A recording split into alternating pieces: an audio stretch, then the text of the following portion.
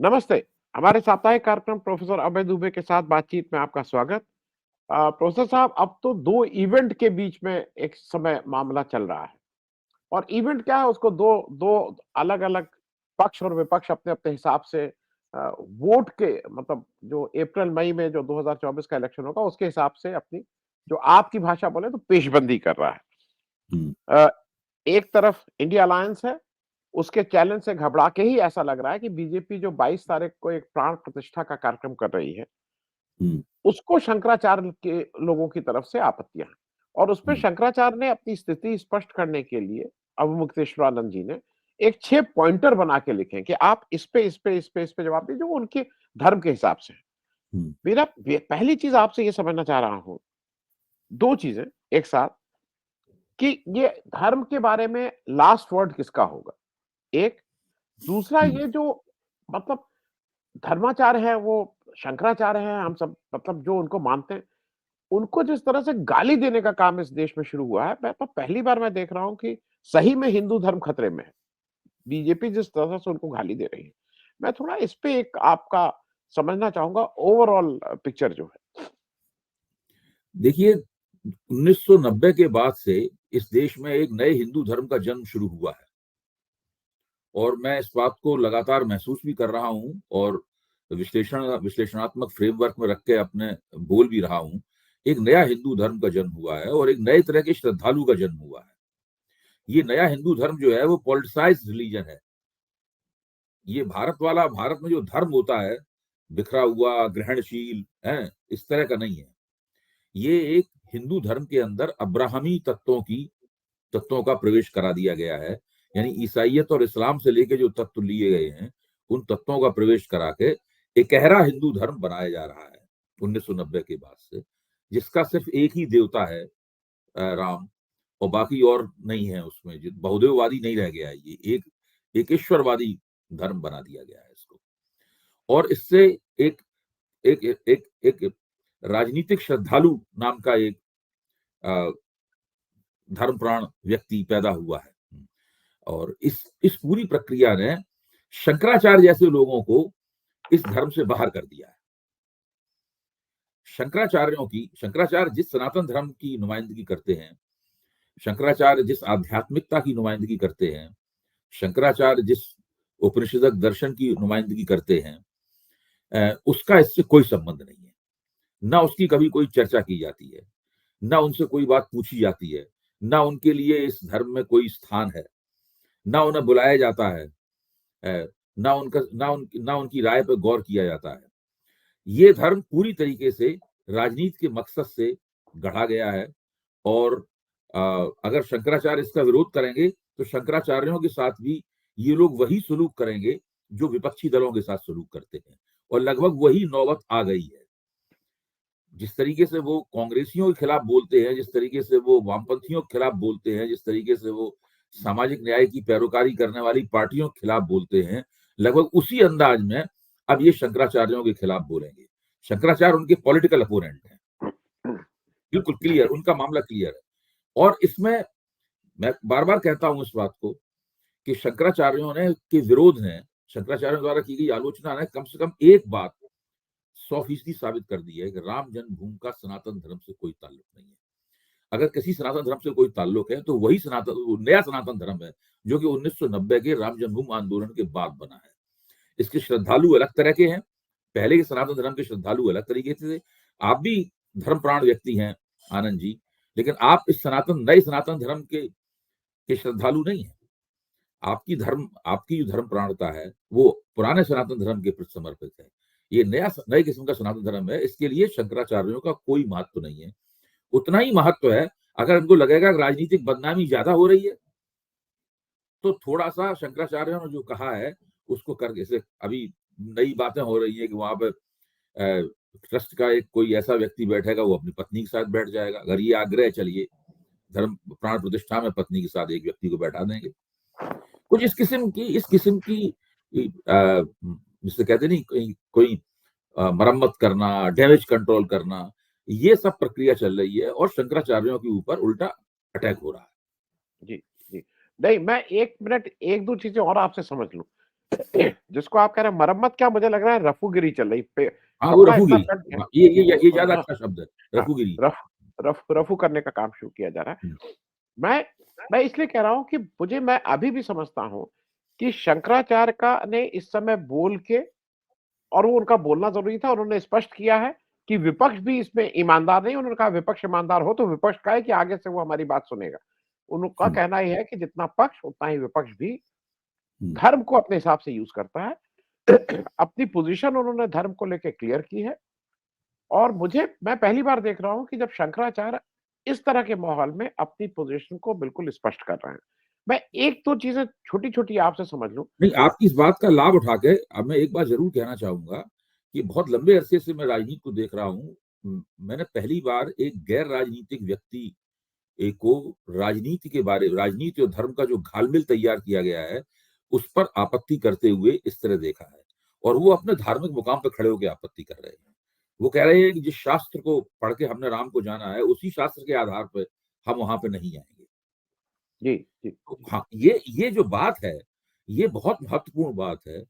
ये बात बताती है कि ये पूरा अ शंकराचार्यों ने जो रवैया अख्तियार किया है, ये भारत के इतिहास में स्वर्णाक्षरों में लिखा जाएगा।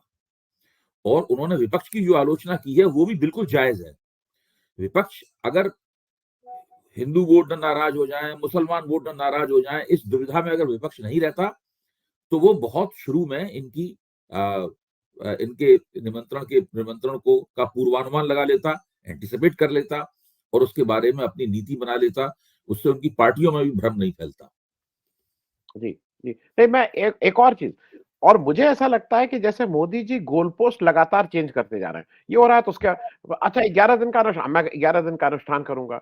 उन्होंने और स्पष्ट किया 7 दिन तक उसी प्रांगण में रह के कैसे नहाना है, कैसे सुबह उठना है, कैसे वो करना है, ऐसे प्राण प्रतिष्ठा कोई नहीं करेगा। और मुझे सबसे दुःख की बात ये हो रही है, जिस व्यक्ति का नाम आ रहा है कि हुँ, वो अपनी पत्नी के साथ बैठेंगे, वो हुँ, मंदिर घोटाले की ज़मीन में वो प्रमुख व्यक्ति थे। जो हुँ, हुँ। घोटाले को इधर-उधर कर रहे थे, मतलब मुझे मुझे क्या पूरे भाजपा को एक भी ईमानदार ठीक व्यक्ति नहीं मिल रहा है जो आके वहाँ बैठ जाए और उसके ऊपर हो कि भाई कोई उँगली नहीं उठेगी। चंपत राय साहब अपना अलग ही कुछ कर रहे हैं। ये भी ज़रा मैं आपसे, तो उनकी क्योंकि ईमानदारी और ठीक होने की परिभाषा अलग है। देखिए, उनके राजनीतिक प्रोजेक्ट के प्रति जो वफ़ादार है, वो ईमानदार और ठीक है। वो क्या करता है, क्या नहीं करता है, इससे उन्हें कोई मतलब नहीं। उनके लिए निष्ठा की, विचारधारा की, ईमानदारी की, नैतिकता की परिभाषाएँ वो हैं, जिनको हम लोग अभी समझ ही नहीं पाए हैं।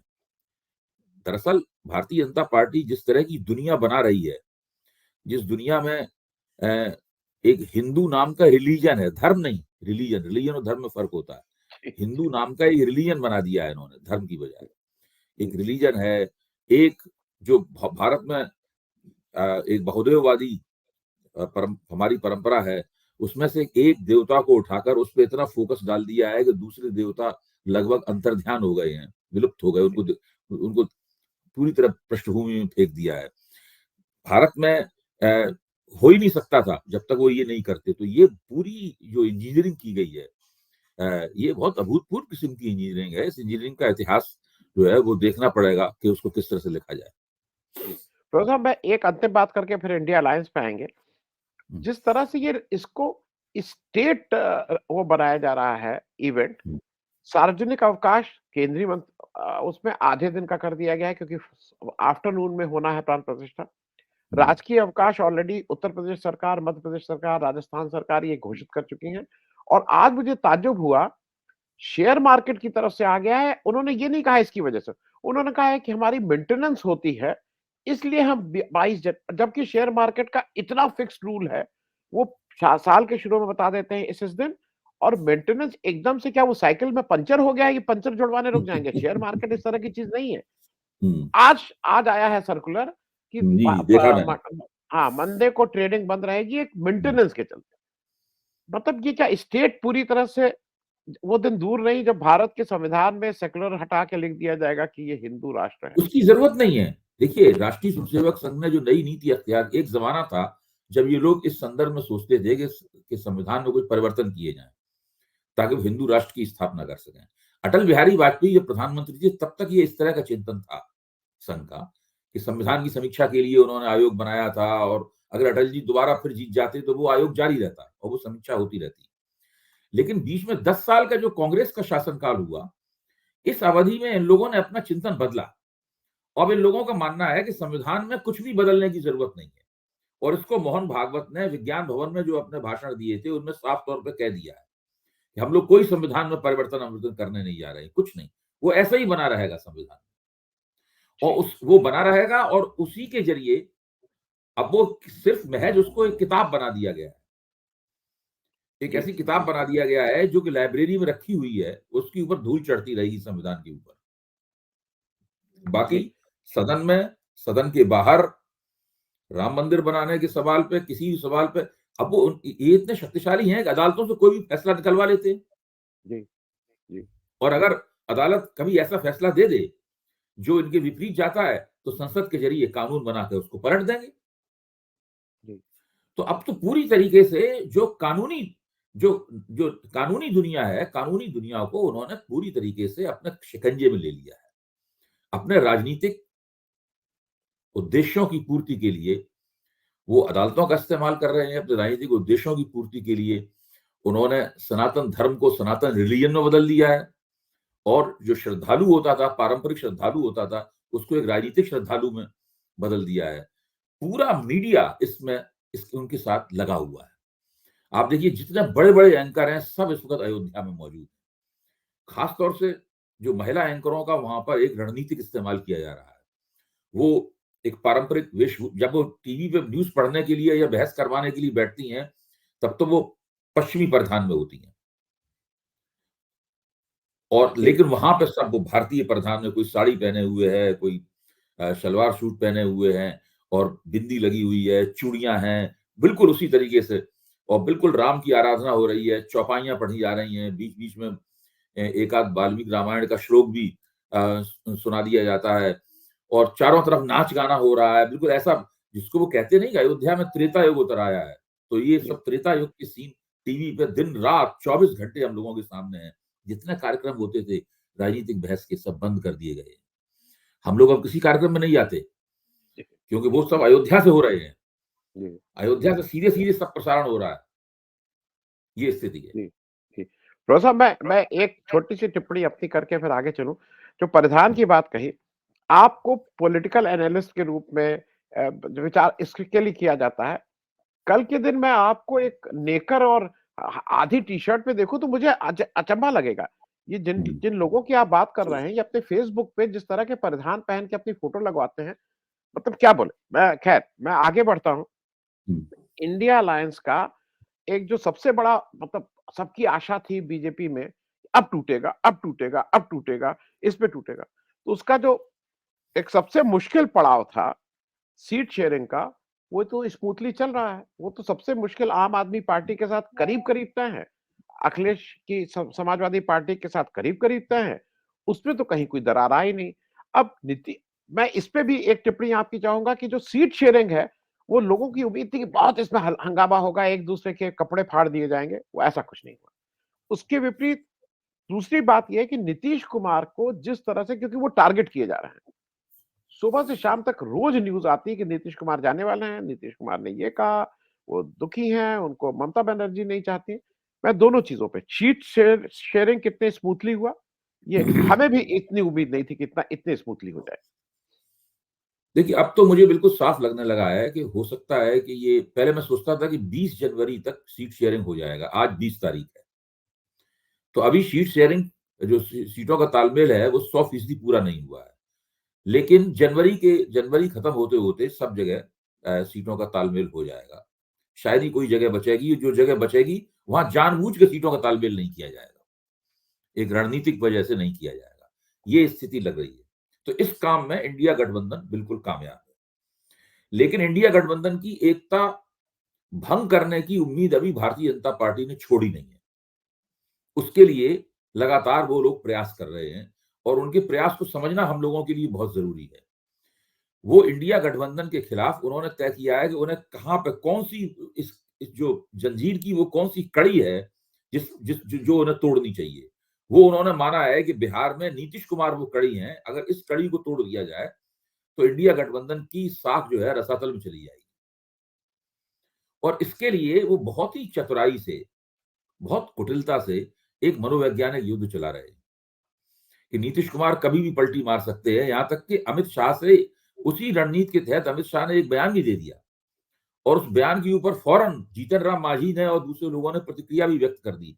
आप देखिए किस तरीके से तालमेल कितना बढ़िया है इन लोगों के बीच में। कहाँ अमित शाह बयान देते हैं, कहाँ उसकी प्रतिक्रिया होती है।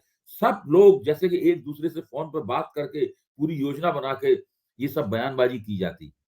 और ये नीतीश वो सोच रहे हैं अगर नीतीश कुमार किसी तरीके से हिल जाए अपनी जगह से या कोई ऐसी बात कह दें जिससे इसके एकता पे संदेह पैदा हो जाए और भ्रम फैल जाए आपस में, इस काम में वो लोग लगातार लगे हुए हैं।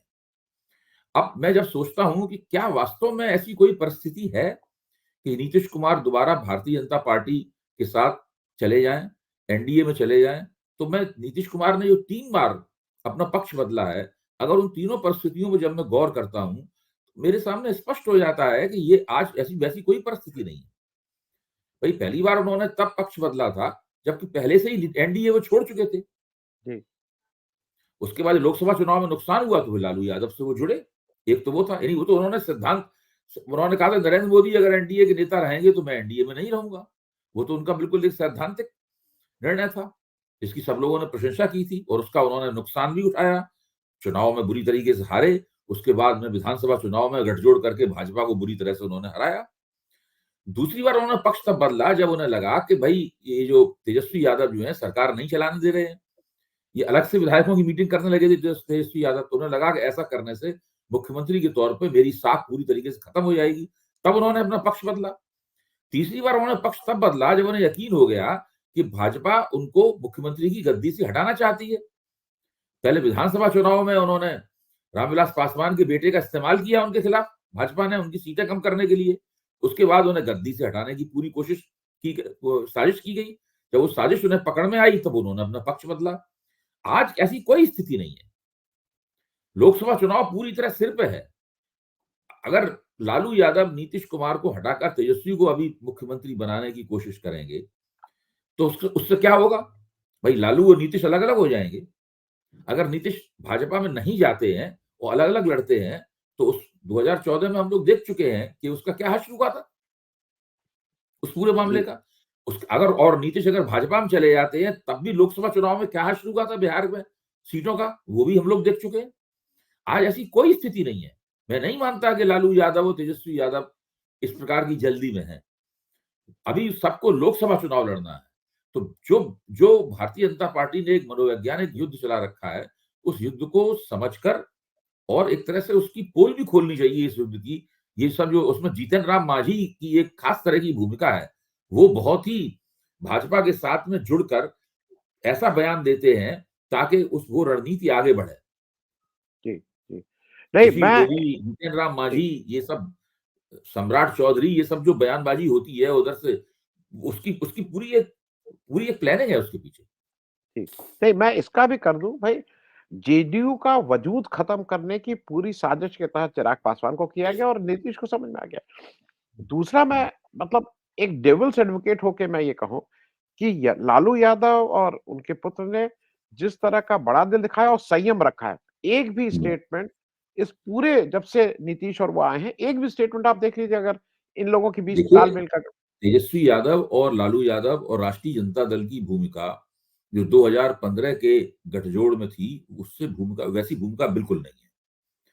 उस गठजोड़ में जीतने के बाद में इन लोगों ने बहुत ही जल्दबाजी की कि किस तरीके से वो अपनी सत्ता की दावेदारी कर सकें और उस चक्कर में वो गठजोड़ टूट गया। लेकिन वो जानते हैं कि इस बार ऐसा नहीं वो कर रहे हैं और इस बार उन्होंने, आप बिल्कुल ठीक कह रहे हैं, उन्होंने एक भी वक्तव्य ऐसा नहीं दिया है जो कि किसी भी तरह की फूट की तरफ इशारा करता हो। जी। और वो तो मुझे ऐसा लग रहा है आरजेडी जो सीमेंट पे एक एक्स्ट्रा बाइंडिंग के लिए कुछ मटेरियल डाला जाता है कि और मजबूत हो जाए। जी, बिल्कुल, लालू बिल्कुल ठीक उस कह रहे हैं, काम को बिल्कुल। बखूबी बखूबी निभा रहे हैं। तेजस्वी यादव एक राजनेता के तौर पर, एक पॉलिटिकल टैक्टिशियन के तौर पर, एक स्ट्रेटेजिस्ट के तौर पर वो काफ़ी परिपक्व हुए। जी।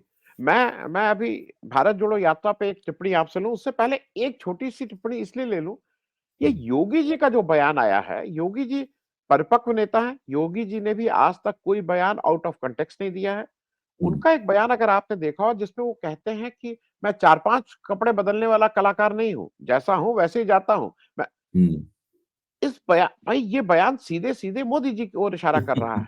वो हुँ, कहें कुछ जो भी, कपड़े तो वही बदलते हैं। कपड़े तो हाँ, क्योंकि मैं कहें कि एक दिन में मैं 4-5 बार कपड़े नहीं बदलता हूँ, मैं तो जैसा अंदर हूँ और ये बात भी है, भाई जैसा वो हुँ, अपना गेरुआ पहनते हैं, भगवा पहनते हाँ, हैं, बस वैसे ही वैसे वही ही पहन के जाते हैं सब जगह। हाँ, वही दफ्तर में भी रहते हैं, वही आप घर में भी चले जाइए, मठ में भी चले जाइए। इस बया अच्छा और ये कोई स्लिप ऑफ टंग नहीं है।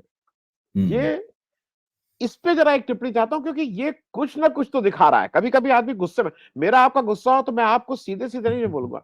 मैं कहूँगा कि जिसके बाल कम होते हैं, उससे मैं कुछ ना कुछ आपकी वेशभूषा पे मैं इस उम्र में हम और आप गाली-गलौज तो करेंगे नहीं, लेकिन आप मेरे चश्मे पे, मैं आपके बाल पे, कुछ ना कुछ। ये योगी जी का टिप्पणी मतलब आप इसको कैसे देख रहे हैं? नहीं, नहीं, ये आप मैंने मेरा ध्यान इस बयान की तरफ नहीं गया था और आपने ध्यान दिलाया है, तो इससे लगातार जो एक बात कही जाती है, जो कयास के तौर पे हम लोगों के सामने आती है, कि कोई अ, आलाकमान में और योगी के बीच में किसी न किसी रूप में ठनी रहती है।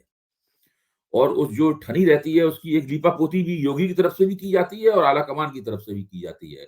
और फिर बात आती है कि हम प्रधानमंत्री के नेतृत्व में काम कर रहे हैं, वगैरह ये बात आती है और योगी और मोदी की जोड़ी क्योंकि ये जनता के बीच में उत्तर प्रदेश की जनता के बीच में तो ये एक समझ है ही कि भई मोदी और योगी की एक जोड़ी है जो कि काम कर रही है। तो अभी ये वक्तव्य वास्तव में बहुत मानीखेज है। उन्होंने जो मोदी जी का जो सेंस ऑफ फैशन है, जो फैशनेबल रवैया है उनका, जो अपना अपना टेलर भी लेके आए हैं ना गांधीनगर से। जी, जी, हाँ, वही टेलर उनके कहा वही टेलर कहा भी उन्होंने अपने एक इंटरव्यू में कि मेरा टेलर और मेरा खानसामा, खाना बनाने वाला और टेलर वो दोनों वहाँ से लेके आए हैं। तो ताकि उनका वो बदले नहीं। तो वो तो एक भी बाल नहीं अपनी जगह से हिलता हिलता है मोदी जी का। और योगी जी जो भी हों, उनकी राजनीति जो भी हो, लेकिन उनकी शैली तो सन्यासियों वाली है ही। देखिए अब इस बयान ये बयान अगर आगे बढ़ता है और इस तरह के कुछ और भी बयान आते हैं और उसका क्या असर होता है, क्या वास्तव में मोदी और योगी के बीच में कोई ऐसी ऐसा अंतराल है जिसके अंदर रख के ये बयान को देखा जा सकता है। हम लोगों को इस बारे में अपनी आँखें खुली रखनी होंगी। तो एक बार जब ये बयान मुँह से निकल गया है, तो कुछ और भी निकलेगा। जी, जी, जी। हुँ, मैं एक इवेंट 22 तारीख का हो रहा है जो इवेंट ही है बीजेपी का। दूसरा विपक्षी पार्टी में इस समय जो सबसे बड़ा इवेंट हो रहा है वो भारत जोड़ो यात्रा है। जी। अ, और उसको राहुल गांधी जब असम गए हैं, तो ऐसा लोगों को कहना एक तो उनको नागालैंड की भी बात उठा रहे हैं और वो सही बात कह रहे हैं कि पिछले 9 साल में आपने एक भी पॉलिटिकल सॉल्यूशन की तरफ क्या काम किया नागालैंड के लिए? हुँ, आसाम में जैसा लोग कह रहे हैं कि उनको जबरदस्त समर्थन मिल रहा है और जोरहाट में एक एक इंसिडेंट ये हुआ कि एक रास्ता था जो पतला था, उसपे करीब 75 मीटर का एक डिटूर ले लिया गया। मतलब उस हुँ, चौराहे को छोड़ के घूम के आ गए। अब उसके लिए एफआईआर हो गई, उनके जो मुख्य उसके कार्यकारी जो इसको कर रहे हैं, उनके ऊपर नाम से नामज़द रिपोर्ट हो गई और मैं पहली बार मैंने राहुल गांधी को देखा जहाँ पे उन्होंने हेमंता बिस्व शर्मा को नाम लेके कहा कि हिंदुस्तान का सबसे भ्रष्ट चीफ मिनिस्टर और उसपे अब हेमंता बिस्व शर्मा ने कल कहा है कि रैली खत्म हो जाने दीजिए, फिर मैं इन लोगों को जेल के अंदर करूँगा। वो तो कुछ सा वो असमीज़ वाला भाषा बोलते हैं, जेल के अंदर करूँगा और तो ये जो हो रहा है इसका असम की उसमें क्योंकि पिछली बार 9 सीटें थी, इनकी 13 में 9 सीटें भाजपा की थी। मैं तो अब जी, सारी चीज़ें सीट की क्योंकि इवेंट सीट के लिए है, जी। उसपे कोई असर पड़ेगा आपको लगता है? देखिए, मुझे अंदर से कहीं महसूस हो रहा है कि राहुल गांधी की ये इस यात्रा का एक मकसद ये है कि किस तरीके से उत्तर-पूर्व को जो भाजपा ने कांग्रेस से छीन लिया है, उसकी कुछ वापसी हो। मणिपुर से उनकी और उन्होंने ये मणिपुर को जिस तरह सोचा है कि मणिपुर से हम शुरू करेंगे अपनी यात्रा, हैं? क्योंकि मणिपुर में कुछ भी ठीक नहीं हुआ है, लगातार वहाँ हिंसा जारी है और उत्तरोत्तर हिंसा पहले से बढ़ती जा रही है। और मणिपुर एक तरह से व्यावहारिक रूप से तकनीकी रूप से हो ना हो, व्यावहारिक रूप से केंद्र शासित प्रदेश जैसा हो गया है। वही अमित शाह ही मुख्यमंत्री की भूमिका वहाँ मणिपुर में निभा रहे हैं।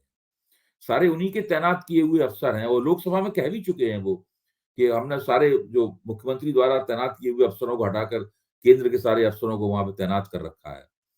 तो ऐसी स्थिति में राहुल गांधी का यात्रा जो जो उत्तर पूर्व में यात्रा कर रहे हैं, इसका कुछ ना कुछ राजनीतिक लाभ कांग्रेस को होना चाहिए। और देखिए कांग्रेस का असम में भले ही पिछली बार वो सीटें हार गई, असम में बहुत बड़ा बेस, बहुत बड़ा आधार है। कांग्रेस असम के अंदर बड़ी जबरदस्त शक्ति है। और पूरे उत्तर पूर्व में भाजपा के पास जो कुछ है सब कांग्रेस से ही लिया हुआ है। उसके सारे मुख्यमंत्री पूर्व कांग्रेसी हैं। उसकी कतारों में कांग्रेस से दल बदल किए हुए लोग हैं। अगर थोड़ा सा भाजपा की राजनीति वहां लड़खड़ा जाए, जो कि मुझे लगता है इस बार मणिपुर के प्रभाव में लड़खड़ाएगी, तो भाजपा के हाथ से उत्तर पूर्व की बाजी निकल सकती है। और उत्तर पूर्व की बाजी अगर भाजपा के हाथ से निकली तो पिछले 10 साल में एकमात्र उत्तर पूर्व ऐसी जगह है जहां पर भारतीय जनता पार्टी ने अपना विस्तार किया।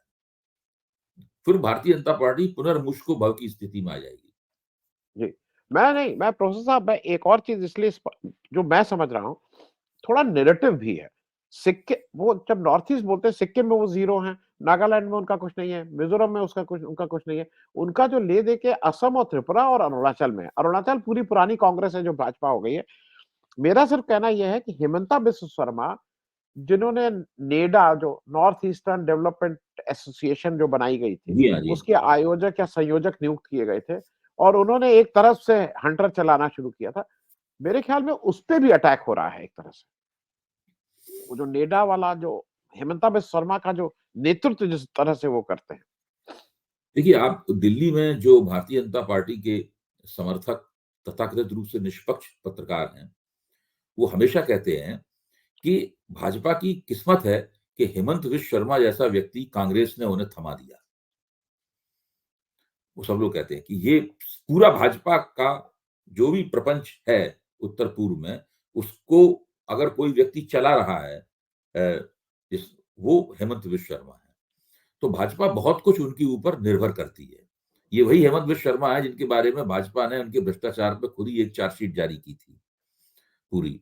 और अब जब राहुल गांधी कह रहे हैं कि ये देश का सबसे भ्रष्ट मुख्यमंत्री है, सबसे ज्यादा करप्ट सरकार है, तो वो वहां पर हेमंत बिस्व शर्मा के मर्म के ऊपर हमला कर रहे हैं। और ये जो शिराजा पूरा खड़ा है उत्तर पूर्व में, मैं बार बार ये कहता हूं कि इसमें जरा से एक ईंट भी अगर खिसकेगी तो ये भरभरा के गिर जाएगा। और यही भूमिका राहुल गांधी की जो यात्रा है वो निभा सकती है। इस बार उत्तर पूर्व पर चर्चा हम लोग बहुत कम करते हैं। हम लोगों को उत्तर पूर्व के बारे में जानकारियां भी कम है, हम लोग ध्यान भी कम देते हैं। सीटें भी वहां कुल मिला के 25 ही हैं, सबसे ज्यादा असम में है। तो उत्तर पूर्व पे हम लोगों को अपना ध्यान रखना होगा कि उसकी राजनीति क्या करवट लेती है। क्योंकि मणिपुर की घटना के बाद मणिपुर में जो सरकार की नाकामी है, विपक्ष उसके ऊपर अविश्वास प्रस्ताव लाया था, वो नाकामी अभी खत्म नहीं हुई है। मणिपुर में लगातार हिंसा जारी है और बहुत बुरी स्थिति है मणिपुर की। यहाँ तक कि जिस वक्त अविश्वास प्रस्ताव चर्चा रही थी, उससे भी ज्यादा बुरी स्थिति मणिपुर पहुंच चुका है।